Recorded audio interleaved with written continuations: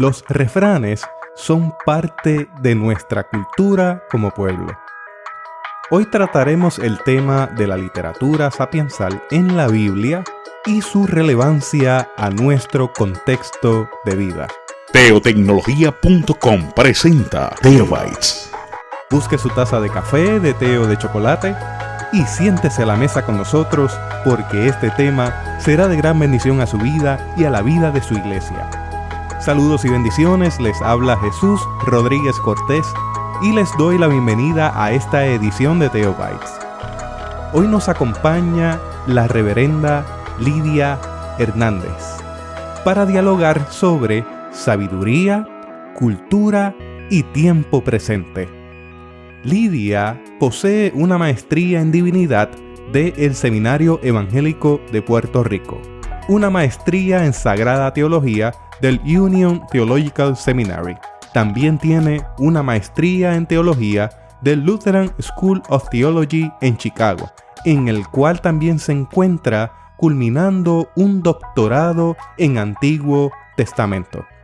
Lidia ha sido pastora en varias de nuestras congregaciones de la Iglesia Cristiana Discípulos de Cristo en Puerto Rico.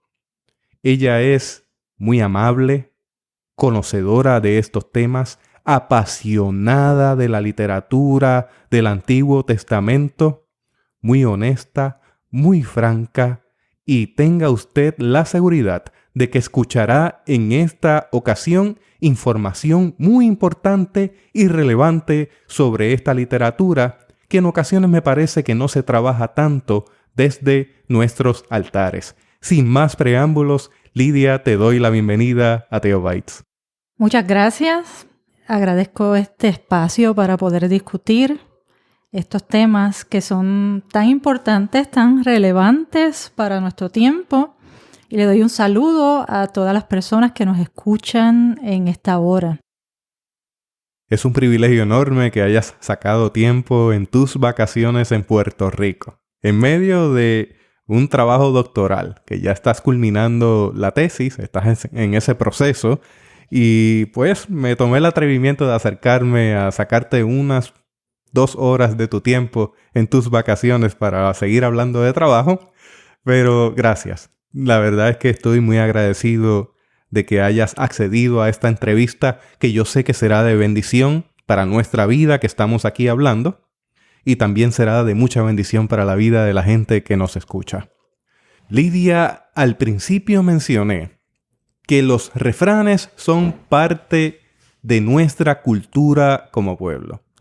¿Viene algún refrán conocido a tu mente? Claro que sí, especialmente con relación a la utilización del tiempo.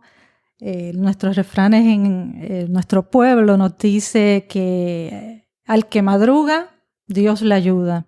Aunque a la misma vez también dice, no por mucho madrugar, amanece más temprano. Otro que dice, no hay mal que dure 100 años ni cuerpo que lo resista. O también camarón que se duerme se lo lleva la corriente. Y pudiéramos estar aquí todo el programa solamente mencionando refranes. Pero estoy segura que deseamos hablar otras cosas aparte de una lista de refranes. El que a buen árbol se arrima, buena sombra le cobija. Ajá. Así que los refranes reflejan sabiduría en nuestro pueblo, pero esto es algo que no es exclusivo de nuestro entorno. Esto uno lo puede encontrar en otras culturas y de alguna manera nos conecta, ¿no? Eso es así. Los refranes nos unen como pueblo, como parte de lo que le llaman la aldea global, del mundo. Porque aunque seamos distintos, aunque haya diferencias, una cosa que está detrás de los refranes es lo que conocemos como la sabiduría del pueblo, sabiduría popular. Y cada una de las culturas a través de las edades siempre tiene este tipo de dichos que se basan en la observación, se basan en mirar lo que está sucediendo en la vida. Si pudiéramos tener la oportunidad de tener en nuestra mano documentos bien antiguos, pudiéramos ver que en Mesopotamia, en Egipto, encontramos cosas que parece que la escribieron aquí en Puerto Rico, o parece que la escribieron en cualquier lugar de América Latina, o donde quiera que usted vaya, o en los Estados Unidos, en Europa, porque el ser humano tiene a veces las mismas inquietudes y cuando evalúa la vida se hace las mismas preguntas y a través de estos dichos las refleja. Así que es bien común a pesar de que hablemos idiomas distintos o se reflejen en maneras distintas, pero eso de alguna manera nos une como mundo.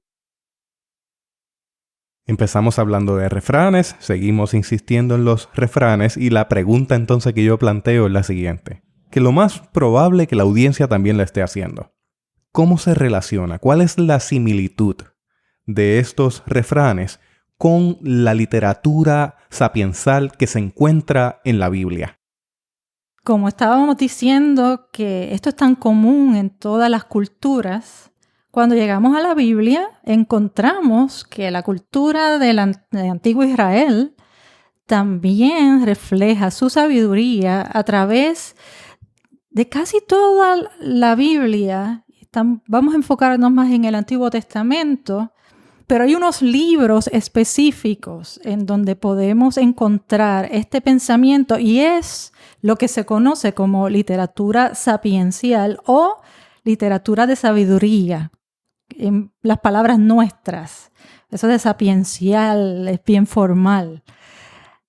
Ese tipo de libro y ese tipo de enfoque lo encontramos en los Proverbios, lo encontramos en el libro de Job y lo encontramos en el libro de Eclesiastés. Esos son los 3 libros principales que conforman lo que se llama esa categoría de literatura de sabiduría. Pero podemos encontrar salmos en donde está ese pensamiento reflejado. Podemos encontrar algunos relatos en otras partes, porque es ese reflejo de la observación de la vida y de buscar cómo vivir una vida que le podamos sacar provecho, una vida de bienestar para el ser humano. Tiene que ver con la realidad humana en medio del día a día. Hemos definido cuáles son los libros y me gustaría que nos hablaras un poco sobre qué variantes hay dentro de la literatura. Por ejemplo, en el libro de Job, en el libro de Eclesiastés, ¿qué encontramos ahí? Claro, antes de eso yo creo que también es bueno mencionar que cuando hablamos de la sabiduría dentro de estos libros, otro detalle que también se considera es la búsqueda de sentido a las situaciones difíciles, a la adversidad. Y cómo eso también tiene que ver con las próximas generaciones. Cómo se trabaja, porque hay un trasfondo de instrucción, de enseñanza, cómo toda esta observación se le transmite a las generaciones nuevas, de modo que lo puedan poner en práctica. No estamos hablando de algo que está escrito en un libro y que se queda allí y se archiva en una biblioteca, sino de lo que ayuda al ser humano a caminar en el día a día y las nuevas generaciones la necesitan. Pero cuando entonces miramos eso que está dentro de lo que definimos como literatura de sabiduría, entonces se presenta de 2 formas distintas, que es lo que le llamas tú las variantes. Por un lado, la sabiduría tradicional es la que se presenta desde la perspectiva de esta fórmula de que la persona que sigue la sabiduría, la persona que también se puede llamar la persona justa, la persona buena, esa persona, si sigue los principios que se observan, que ayudan para vivir bien, va a tener bendiciones. le va a ir bien en la vida. Pero si es una persona malvada o si es una persona, lo que le llaman en esas literaturas necia, tonta, le van a ir las cosas no muy bien, porque esto es el principio de causa y efecto. Si tú haces esto de esta manera, este va a ser el resultado. Y si no lo haces así, el resultado va a ser otro. Así que esa es una de las variantes que la vemos más claramente en Proverbios. La otra variante que podemos ver la encontramos más en el libro de Job y la encontramos en el libro de Eclesiastés. Y es la variante que cuestiona esa fórmula. La variante que dice, no siempre es así. Y cuando miramos la historia del libro de Job y encontramos este hombre que presenta que en nuestro refranero o en nuestra forma de hablar más cotidiana, que no tira piedras ni vela al guardia, que no hace nada malo y le llegan tantas situaciones difíciles y tantas calamidades y pierde sus hijos y pierde sus propiedades. Es una forma que está diciendo el libro, bueno, no siempre esa fórmula es así, porque si esta persona era buena, era justa y le llegan todos estos problemas, quiere decir que no siempre funciona de esa manera. Lo mismo en el Eclesiastés. Eclesiastés está trabajando y diciendo, mira, trabajamos y finalmente a veces el fruto de nuestro trabajo lo disfruta otra persona. Así que ¿de qué vale trabajar tanto? O ese tipo de discurso que podemos encontrar cuando leemos el libro, y es una manera de cuestionar esa fórmula. No siempre la fórmula refleja la realidad de la vida. Y con eso que tú dices, de alguna manera hay algunos principios teológicos que gente se ha formado sobre la retribución. Este hace el bien, pues recibe bendición. Este hace el mal, recibe maldición. O ¿por qué mueren los justos? O ¿por qué esta persona siendo tan buena le pasa esto? ¿Y por qué a esta persona que está haciendo el mal no le pasa nada? Y de alguna manera eso forma parte de la discusión al día de hoy, aún desde nuestros altares. Oh, claro que sí, claro que sí. En nuestra cotidianidad y en el contexto de nuestras iglesias, en mi caso como pastora, en muchas ocasiones he escuchado a la gente mencionar, pero ¿por qué estoy sufriendo? Se utilizaba mucho la palabra prueba. Esta prueba que Dios me ha dado. Y me pregunto, ¿qué yo he hecho que estoy sufriendo esto? Y empezaban a cuestionarse y a buscar bien dentro, ¿qué yo he hecho? Yo no he sido una persona mala, ¿por qué estoy sufriendo esto? Y es que nos enfocamos solamente en esa postura tradicional que trabaja la literatura de sabiduría, pero que también aparece en la literatura que se llama deuteronomista, que tiene que ver con el Deuteronomio y tiene que ver con los libros que vienen después de Josué, Jueces, etcétera, en donde también se presenta bien claramente, si tú haces el bien, estas son todas las bendiciones que llegarán donde ti, pero si haces el mal, todas estas maldiciones, y eso se queda bien grabado. Por eso es importante mirar estos otros libros, porque nos están diciendo, no siempre es así.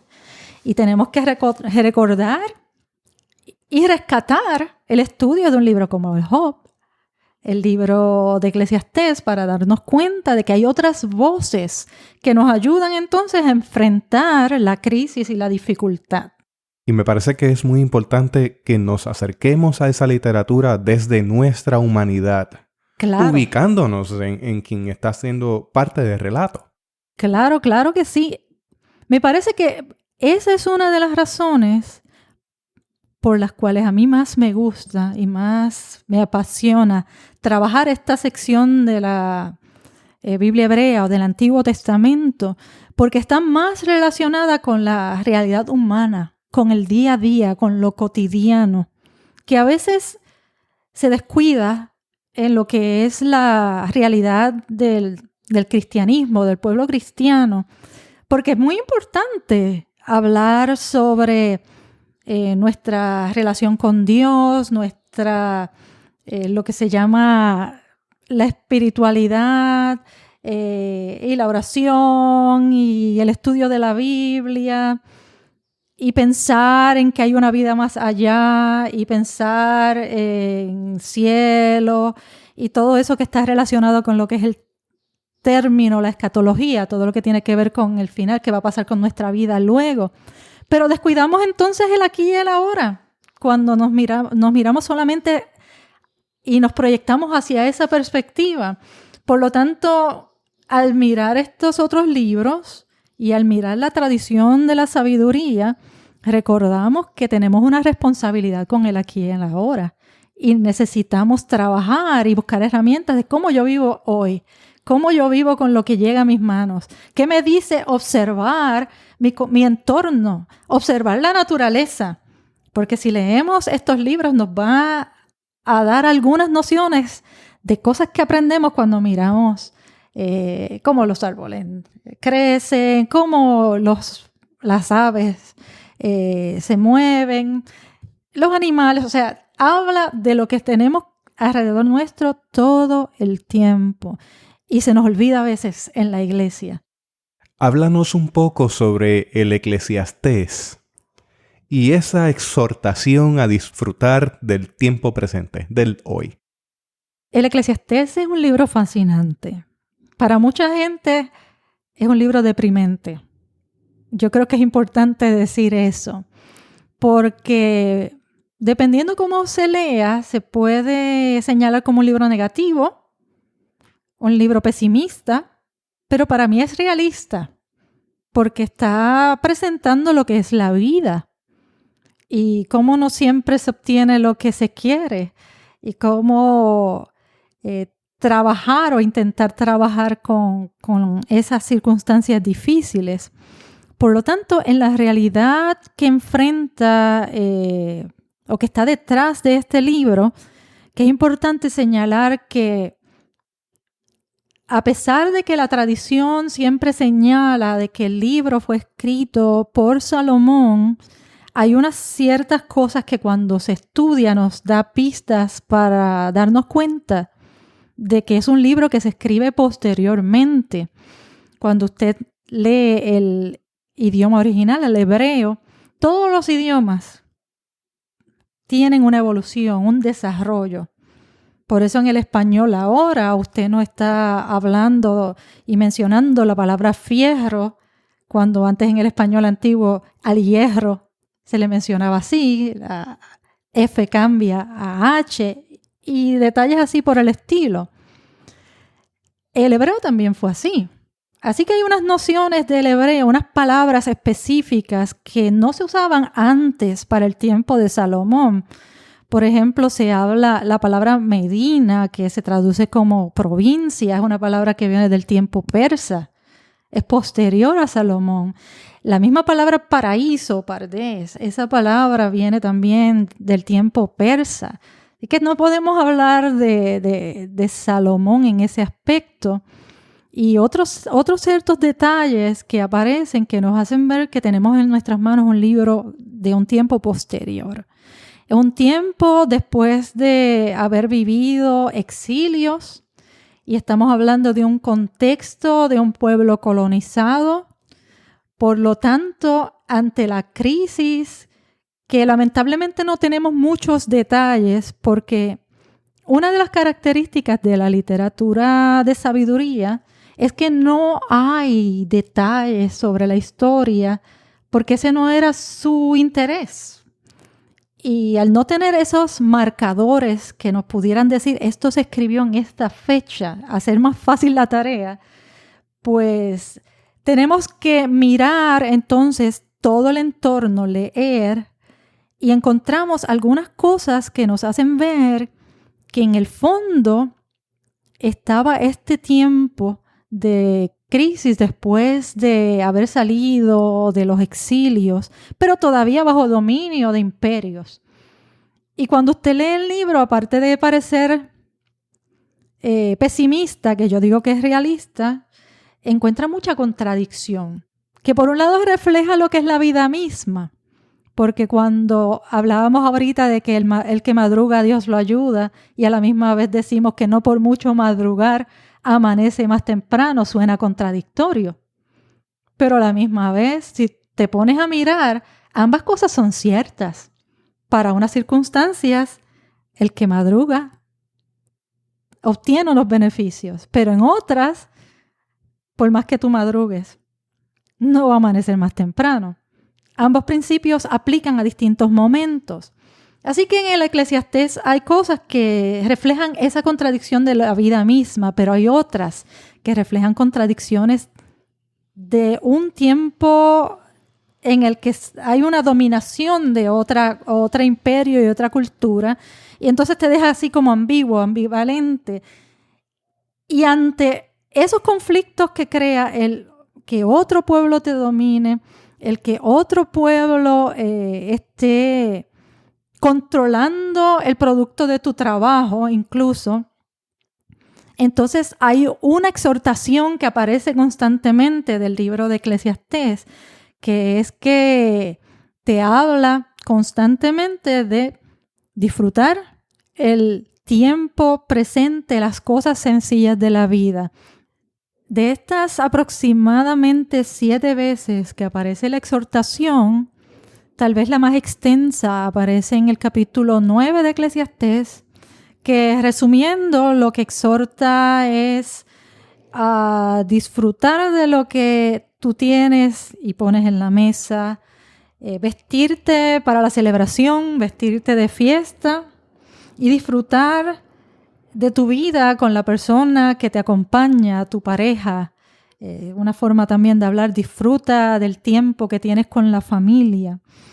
Y esto era bien importante. Estamos hablando, si recuerdan hace un momento, de la crisis que estaba detrás de este libro, a pesar de que no hay esos marcadores históricos, pero al ser un libro de un periodo, como sería el periodo comprendido más o menos entre el siglo V, el siglo III, antes de la era común, que más o menos eso es lo que se estima como fecha probable de este libro. Esta exhortación es una manera entonces de poder enfrentar y manejar estos retos que tienen. Y a la gente podría preguntarse, ¿y qué manera de trabajar es eso si lo que estamos hablando es de lo cotidiano? Y es que es importante aprovechar lo que tenemos porque la vida pasa rápido. Y uno de los mensajes principales que tiene el Eclesiastés, con una de sus palabras claves, es que la vida se va como en un suspiro. La tradición en la Biblia Reina Valera traduce y menciona mucho la palabra vanidad.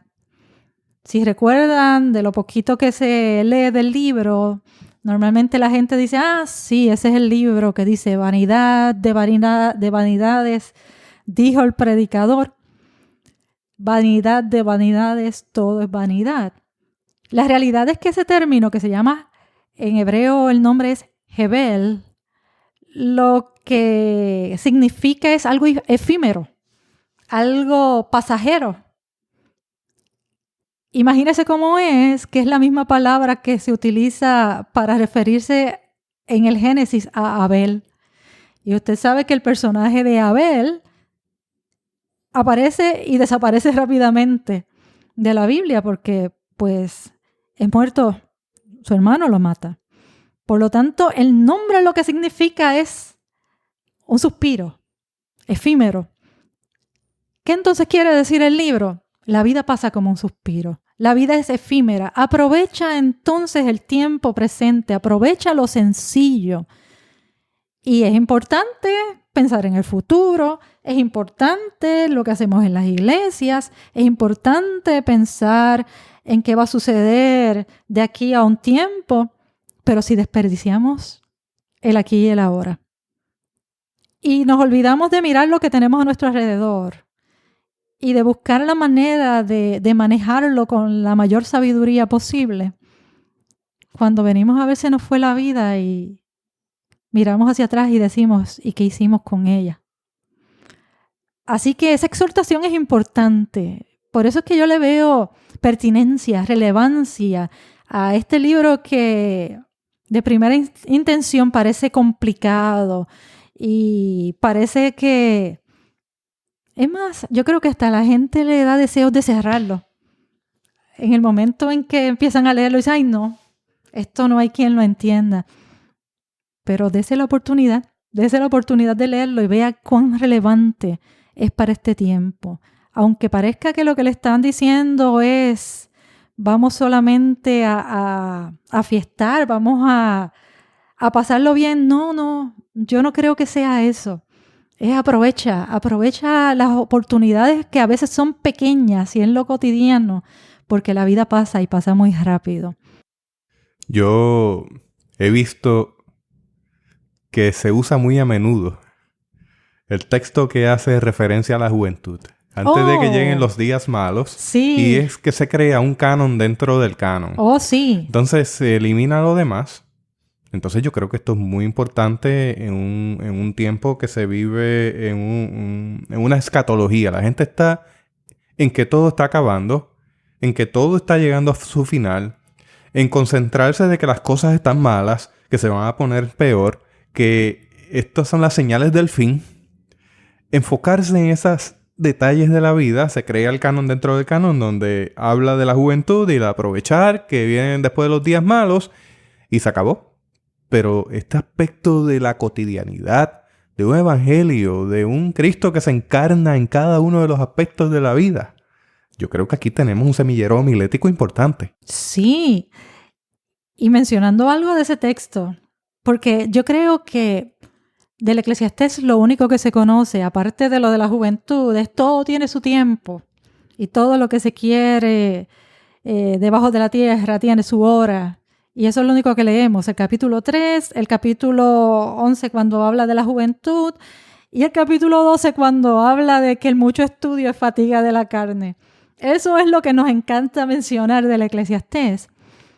Pero estamos obviando tanta riqueza que hay en el resto. Aparte de que el entendimiento que tenemos de esa exhortación a la juventud, yo creo que es un poco limitado. Y nos olvidamos sobre todas las cosas. Hace un momento mencioné el significado de la palabra Hevel. Y cuando terminamos de leer dice, porque la juventud es vanidad. Es que lo que está diciendo la juventud pasa rápida. La juventud es efímera. Así que mira bien cómo tú le inviertes, porque esto pasa tan rápido, el resto de la vida te va a llegar y te va a caer encima. Y lo que tú hagas en el momento de la juventud lo vas a reflejar luego.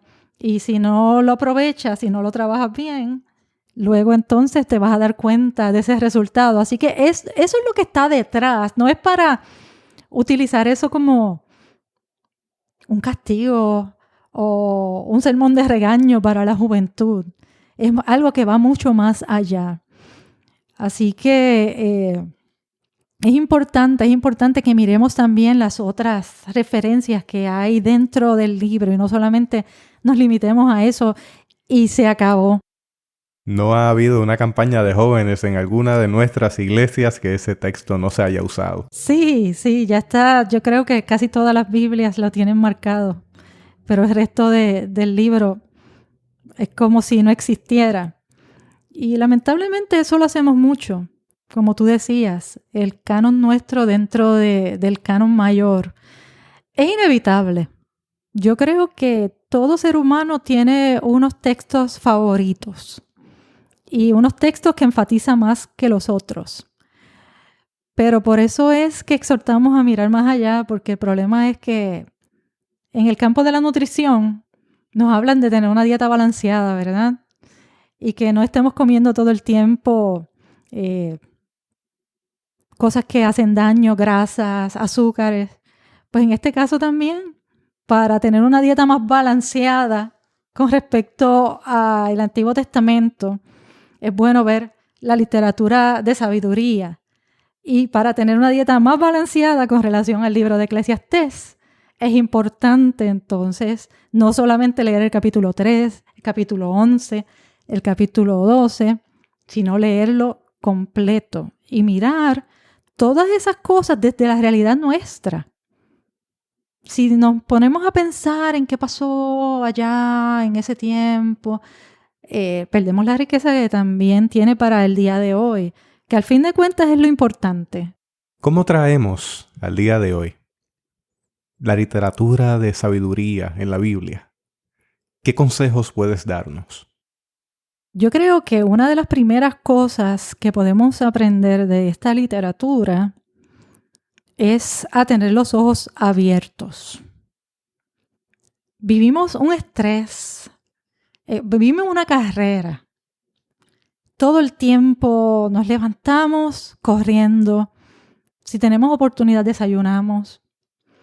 Seguimos hacia los trabajos, las escuelas. Hacemos lo que tenemos que hacer, salimos corriendo a buscar a los hijos, las hijas o a las actividades fuera de la escuela, de la universidad, para después, o sea, toda esa carrera, todo es en una prisa, un estrés, una tensión constante.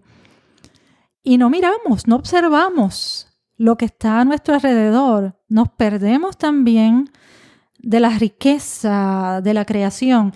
La literatura de sabiduría tiene mucho que ver con la creación. Se habla mucho sobre eso. Incluso trabaja también en una forma poética cómo la sabiduría está desde el comienzo de la formación del mundo y cómo Dios la utiliza en ese proceso de creación. Por lo tanto, es una manera también de decir, cuando ustedes miran lo que tienen alrededor, allá hay principios de sabiduría. Pues lo primero es eso. Nos exhorta a detenernos y observar y mirar qué cosas están sucediendo, qué cosas aprendemos de esa creación que nos ayuda a enfrentar nuestro aquí, nuestra ahora, nuestra vida cotidiana. En segundo lugar, nos exhorta a que escuchemos también a nuestras generaciones más antiguas, que recordemos toda esa tradición de nuestros pueblos. Retomar esos refranes también, porque hay una sabiduría detrás de esos refranes. Y nos invita también a cuestionar, nos invita también a pensar, analizar y a no dar por sentado. Esos tres principios aparecen claramente. Una cuarta cosa sería la importancia de transmitir a las nuevas generaciones todos los principios que nos han ayudado a vivir. No como una camisa de fuerza, porque las nuevas generaciones ven la vida de una forma distinta. La vida va cambiando. Pero siempre cuando estamos hablando de lo que es el ser humano y lo que es la esencia del ser humano, siempre hay unos principios que están allí y no importa cuánto tiempo haya pasado, el principio de lo que es la humanidad siempre está allí, así que nos ayuda a compartir y a tratar no tan solo de poner un conocimiento, una enseñanza en la nueva generación, sino también escuchar a esa nueva generación y ver qué sabiduría también viene de parte de ellos y de ellas. Una de las cosas que cuando leemos el Eclesiastés nos dice es que no siempre lo que se decía de que las personas que tienen más edad son más sabias, habla especialmente de los reyes.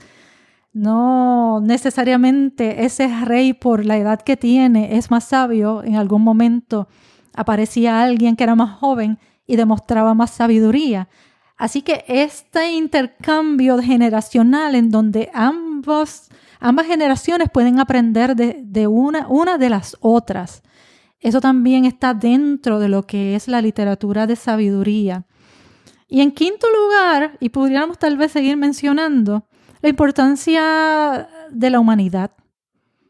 de darle valor a ser humano, a lo cotidiano, a la vida, a la interacción unos con los otros, unas con las otras.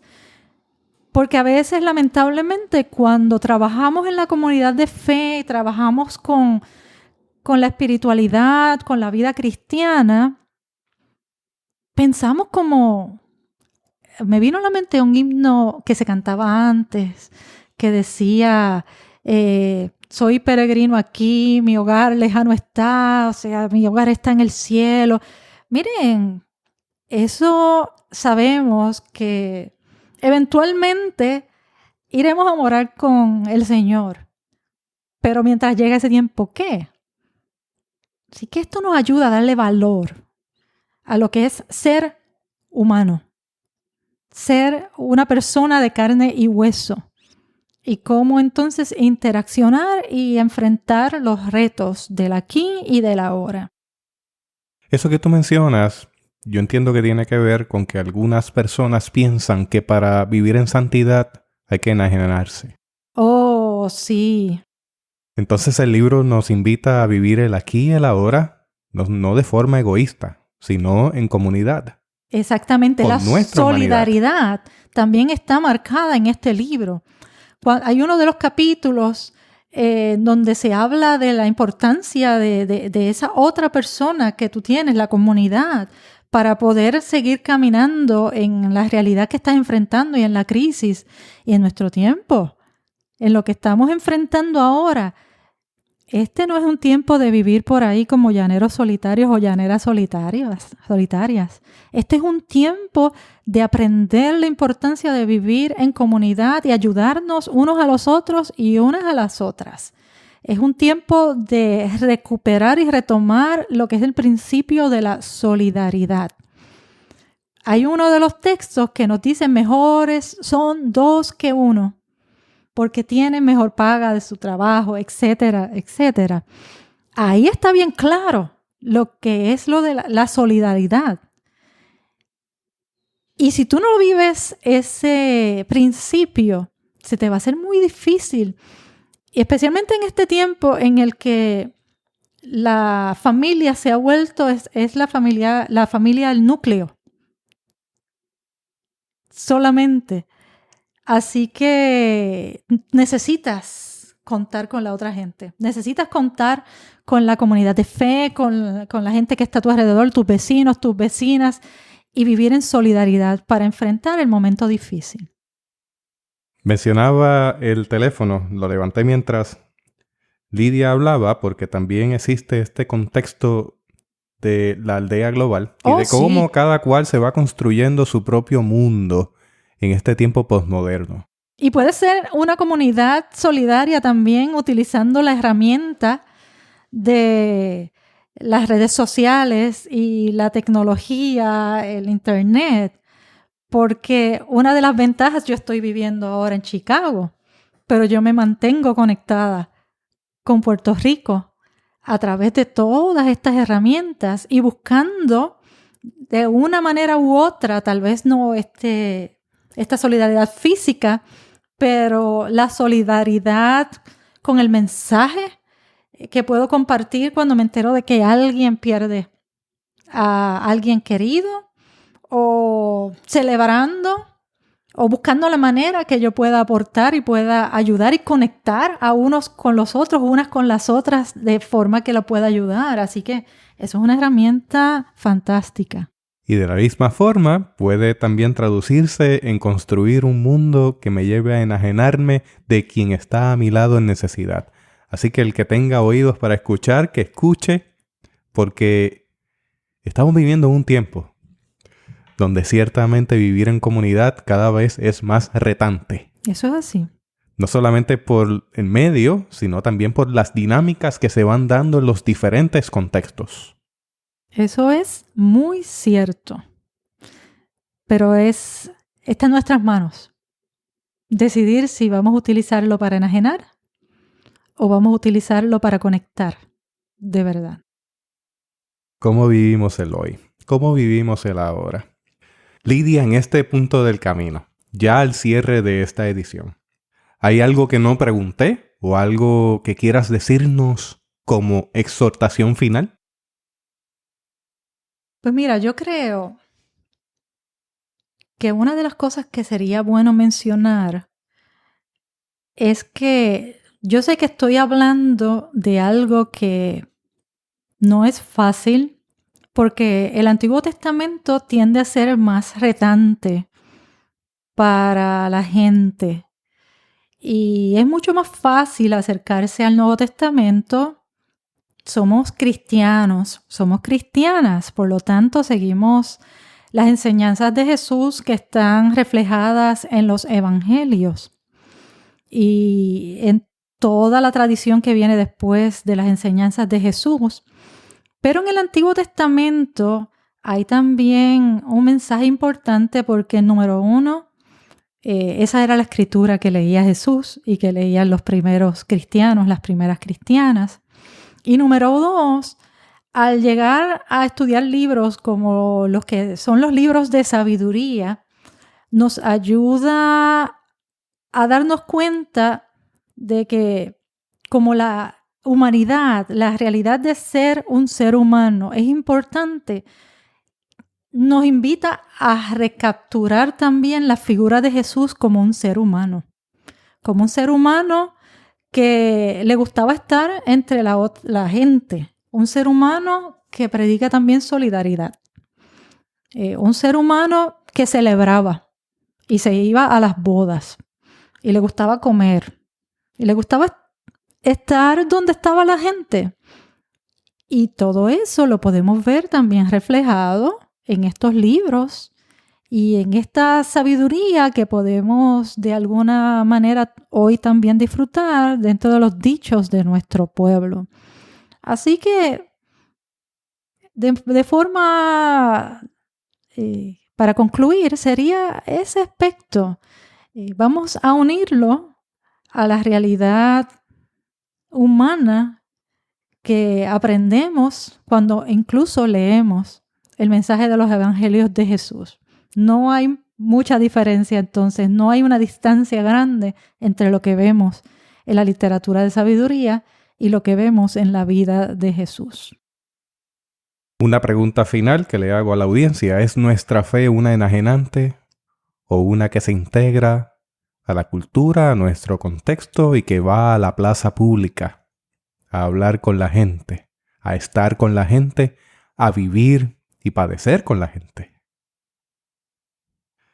Si usted desea encontrar las notas de este episodio, le invito a visitar nuestra página en la internet www.theobites.com/sabiduría www.theobites.com/sabiduría. También le invito a compartir este episodio con otras personas que usted sabe le interesa trabajar estos temas. Compártalo utilizando los botones provistos en la página y permita que esas personas también sean bendecidas de la misma manera en que usted y yo hemos sido bendecidos en este día. Muchas gracias a la reverenda Lidia Hernández. Pronto espero que en ese proceso doctoral ya podamos decirle la doctora Lidia Hernández. Estamos orando por eso. Hasta aquí esta edición de Theobites. Gracias por darnos el privilegio de llegar hasta ustedes a través de las redes informáticas. Será hasta el próximo episodio. Que la paz y la gracia de nuestro Señor Jesucristo sea con ustedes.